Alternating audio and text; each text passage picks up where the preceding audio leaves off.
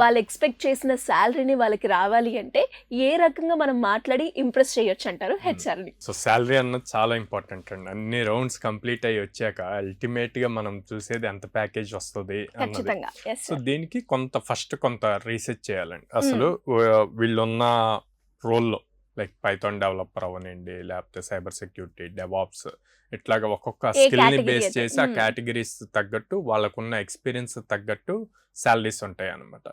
So first research చేయాలి. ఎలాగా మనకి అంబిషన్ బాక్స్ అని చెప్పి ఉంటుంది, గ్లాస్ డోర్ అని చెప్పి ఉంటుంది. ఇట్లాంటి వెబ్సైట్స్ లో ఈ పర్టికులర్ రోల్ ఎంత ఎక్స్పీరియన్స్ కి ఎంత యావరేజ్ శాలరీ ఉంది, అందులో మార్కెట్ లో రీసెర్చ్.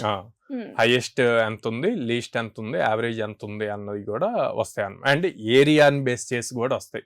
ఇప్పుడు మనకి హైదరాబాద్ కి, బెంగళూరుకి, విజయవాడకి కూడా చాలా డిఫరెన్స్ ఉంటుంది. True true. సో అట్లా ఏరియాస్ బేస్ చేసి కూడా వస్తుంది అనమాట.